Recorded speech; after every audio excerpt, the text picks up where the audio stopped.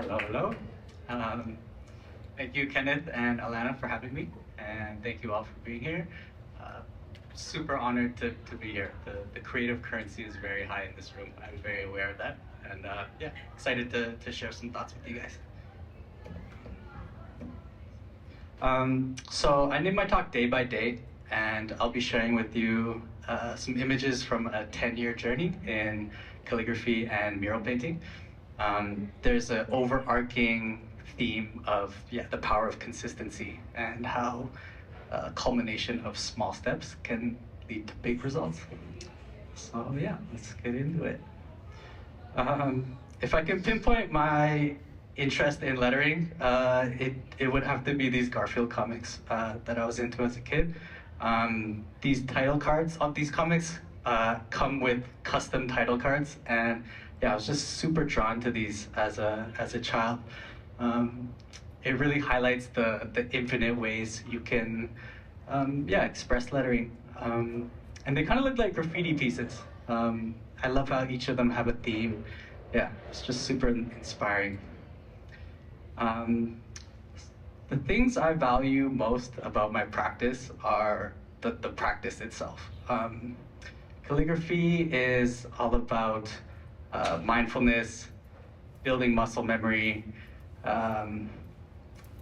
and repetition, and all these aren't possible without a consistent, disciplined practice.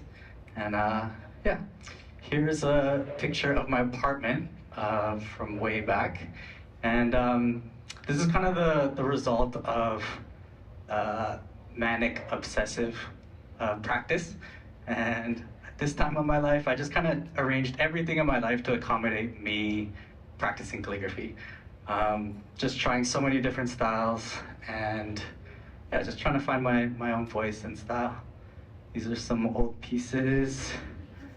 Some work I did for some musician friends in Toronto. Some old calligraphy, some pieces on photos. Hesitation is devastation. So calligraphy is a practice which requires your full presence. This is kind of when I started to get happy with my style. All these pieces are done very quickly, and there's just no room for hesitation. If you have any indecisiveness, it will be shown in the marks you make. So yeah, just maneuvering that was really fun. Here's an example of kind of how fast these things are done.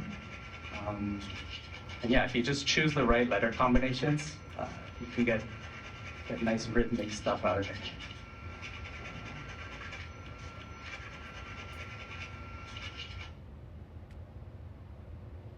So yeah, I consider this kind of phase one. I'll be talking about 3 phases that my lettering style has gone through. The first one being, everything's very slanted and fast. It's very textured, it's expressive. It's very of the moment. There's lots of rhythm, there's lots of energy. And yeah, here are just some examples. These are some examples of some practice sheets.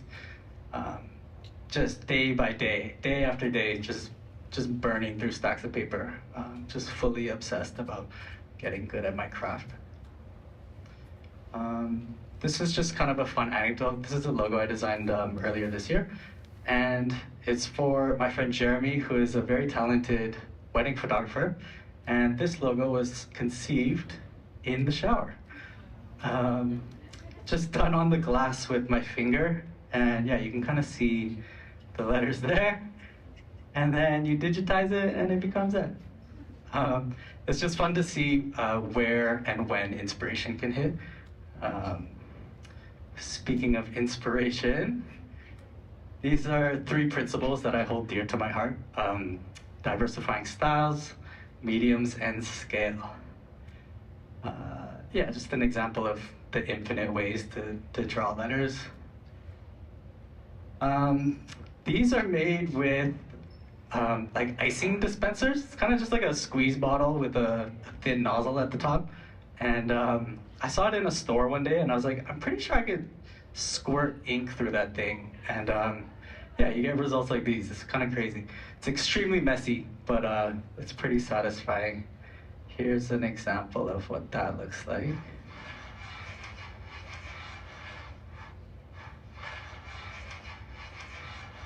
One more time for good measure. Okay. Yeah, some more examples of that. Just super expressive. In terms of diversifying mediums, this is done with a hockey stick in the snow. This is some light painting experiments that were shot by my friend Graham Hanford. And these are a bunch of photos I've taken and incorporated lettering into. It's just like a very nice, it's a nice practice in composition. These are some Roman capital letters in the wild. These are super fun. And this is maybe the furthest I pushed mediums. So I had these graphics laser cut into panels of wood and photographed them while my friend Pat Christie was torching them with a big tiger torch. And yeah, it's just funny to see something that comes from pen and paper be presented like this. This was for a beer can. And here's some behind the scenes photos of that. This is just a reminder that there's always a way. Us being creatives, we have to be creative with our problem solving, and yeah, I just love this photo. Super inspiring. Okay, phase 2 of my lettering. It started to get a bit more sophisticated, a little more elegant. I was drawing a lot of flourishes at the time. It all kind of looks like this. Yeah, it's just a little more ornate. This was from my studio mate Anki. I was just obsessed with drawing scrolls, and in retrospect, this is a bit more too much on the maximal side for my own liking. But it was a fun exercise, fun to explore this, and I got to utilize it in this branding project for the restaurant Collective Goods. That's the facade of it that I painted. And just some more, yeah, more evolution of the style. Okay, painting. I'm gonna go on a little bit of a tangent here. Not all of this is lettering based, but I have painted a lot of murals, and there was a big focus on community building and collaborating with people. And a lot of these walls even are just my friends asking me to help them paint. They're not necessarily my work, but it is relevant, I swear. This is a wall in my apartment, which I just repainted over and over, and kind of started to familiarize myself with scaling up. I painted some work for Legree West. This is a 150-foot wide cannabis greenhouse. This is an example of when a client asks you if you can do something, you lie. I was very outside of my comfort zone, but yeah, such an honor to paint something like this. And yeah, just lock down the job and just figure it out, because there always is a way. Fun note, the coating on this greenhouse was like some special coating, so we didn't have access to the background paint. So it's kind of like a do or die situation. And yeah, humans perform well under the context of trying to not die. So, Tannis Labs later asked me to brand the first 7 of their cannabis strains. This was a fun project. Some personal work. This is a collab with my friend Oksana. I'm just gonna blast through some of these collabs. Collab with my friend Ben Knight. Collab with my friend Tierney Milne. This is a wall my friend Drew Young painted, and I was assisting him with that. One for Richmond Ice Center with Andrew Tovuxian. Lauren Breffner, James Harry. This is some large-scale lettering I did at Granville Island with Carolyn Wong. She painted 10 murals across the wharf, and I handled the lettering. Some large-scale lettering for East Chilliwack Elementary School, a collab with Carrie Lynn Victor.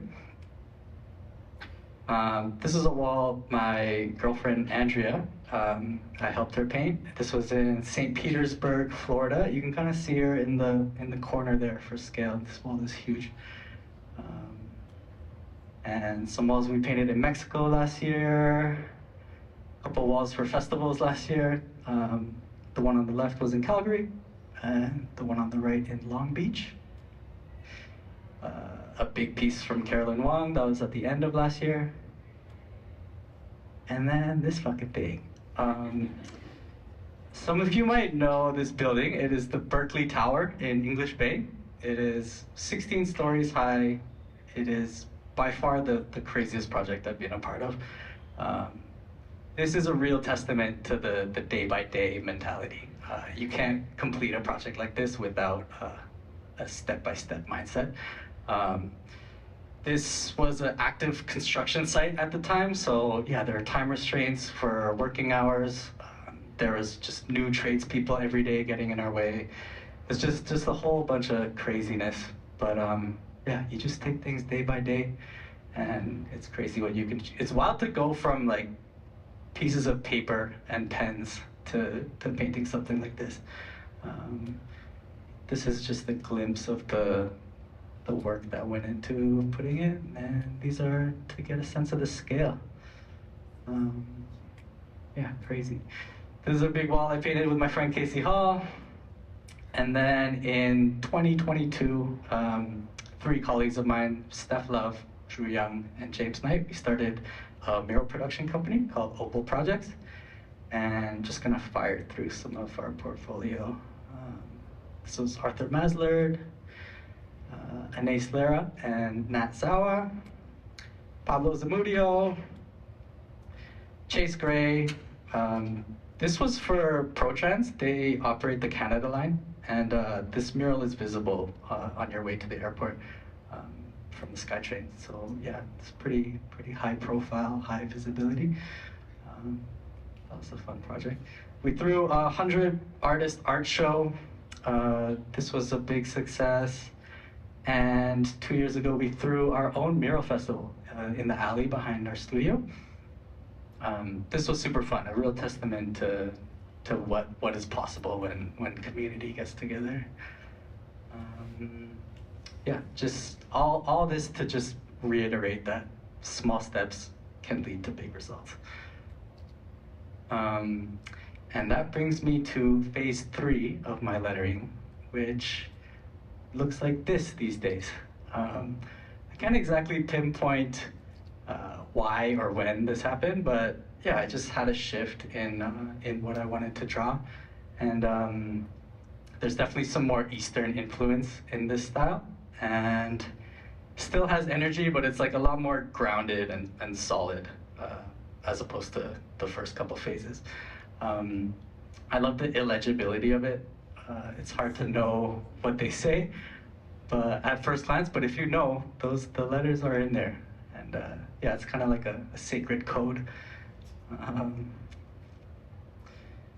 This is just a practice wall behind our studio, which it's like my favorite wall to paint. Having a space like this, I'm super grateful. You can just test ideas, test concepts, test techniques, and if you don't like it, you just kind of paint it over. But yeah, you can kind of see the progression of style over the past few years. And last year I painted some walls for a boxing gym. I first did the one on the left, and then they were just open to options for more art in their space.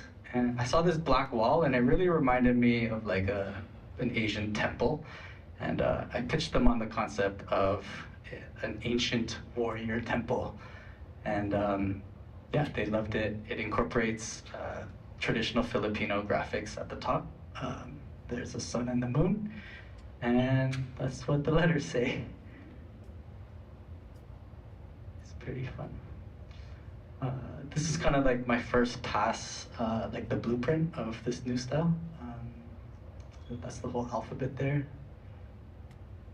And this is kind of what my studio work these days looks like. I'm just having a lot of fun painting canvases and yeah, and painting cow skulls.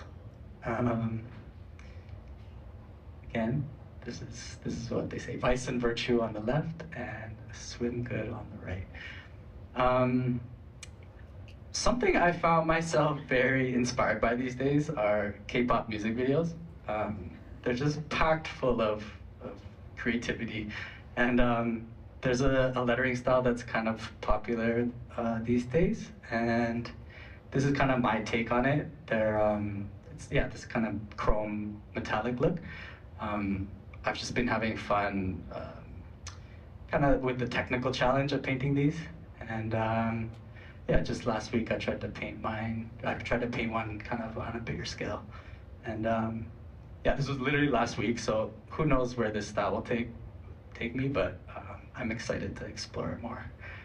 And yeah, that kind of concludes the 10-year journey in a 20-minute talk. If I have any thoughts, or if I have any closing thoughts or inspiration for anybody, it would be to get comfortable with discomfort. Life happens. I feel like as we get older, life only gets harder. So my way of combating that is to just make ourselves stronger. And yeah, something to be said about facing discomfort and fear head on. And this is applicable to an art practice or everyday life, like working out or cleaning your house or public speaking. And yeah, never stop pushing. Just day by day. Kind of what Julie alluded to is none of this stuff happens overnight. It's just show up every day, and eventually you'll get some results. You need good intentions. That is key. But yeah, that's about it from our talk today. Thank you.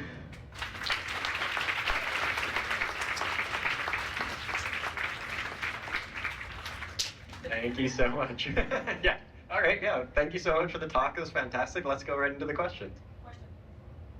Can you go back a couple of slides to the K-pop lettering? Yes, okay. One back. Yeah, this one. That's painted. How'd you do that? It's digital. It's painted digitally. And then yeah. Go forward one. Wow.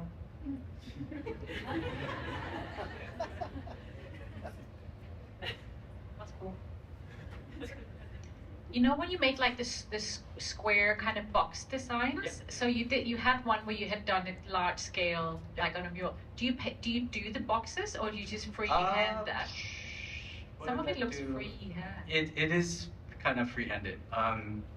It's like roughly measured, and then I just make a few marks for reference, and then I kind of just get from there. But if it's wrong, I just change it. So it's not like I'm like nailing it every time.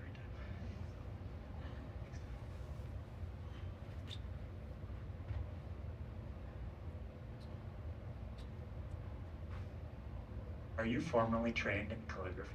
I am not. I did not go to design school, didn't go to art school. Yeah, just all self-taught. Just obsession. Yeah.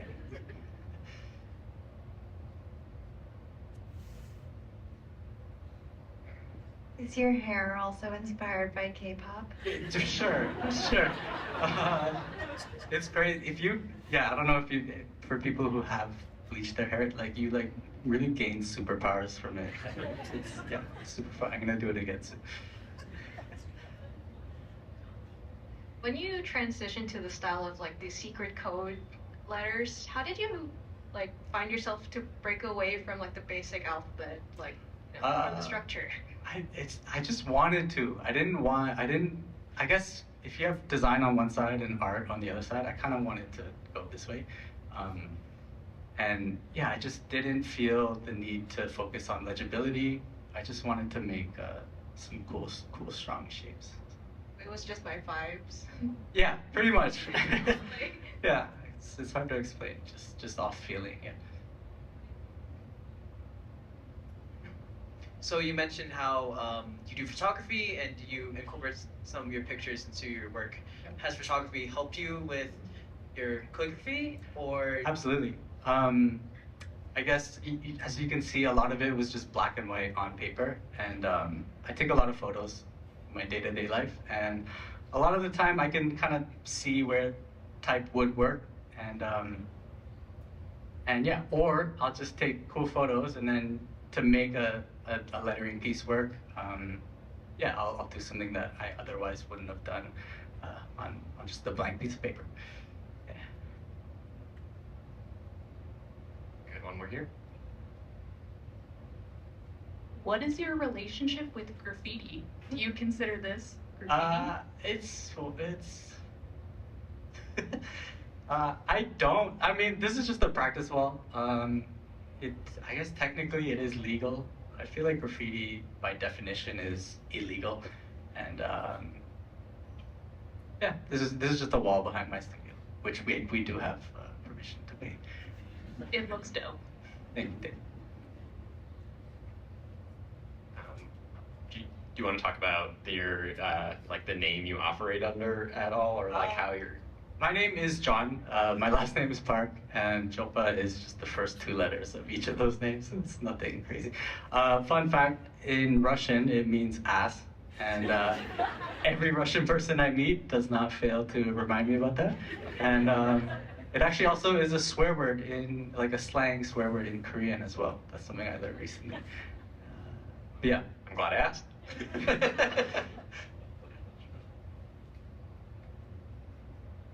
So you spoke a lot about like daily practice, forcing yourself to just practice. Yeah. So kind of like, I'm gonna sneak in two questions. Number one, how do you force yourself to do that? And number two, how do you push through that moment when you're just like staring at a page and your brain is literally empty? Right. And like, how do you make something? Very good question. Don't get me wrong, there are definitely days where I don't want to go to the studio, and I can't explain it. I think I know that in the past when I've done it, it's yielded good results. Usually something unexpected will happen, or I'll just run into some form of inspiration that I wouldn't have expected to, and just knowing that alone kind of makes me go. And what was your second question? When your head's empty, how do you make it not be empty?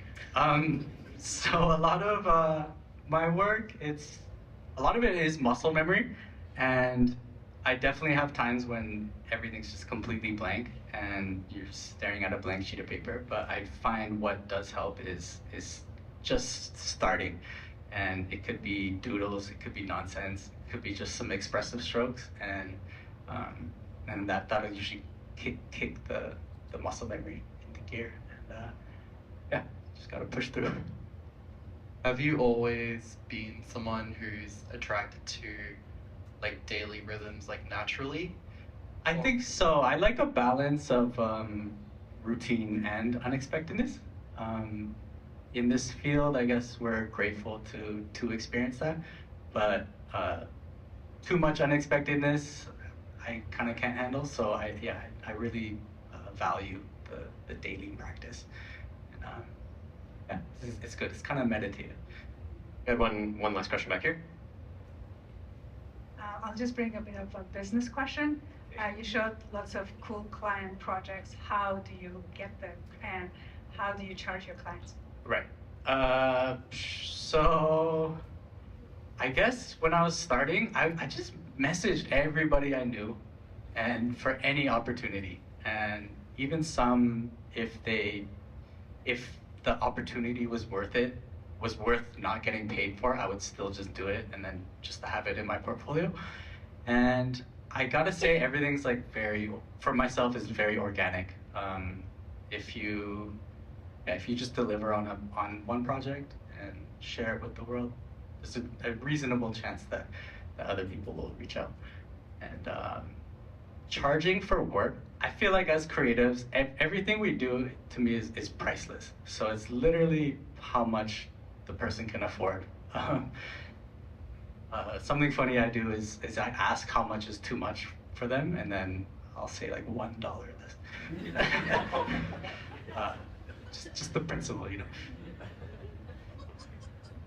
That was a surprisingly good business tip right at the end. Thank you so much. That was Brother Jopa. Thank you very much for your talk.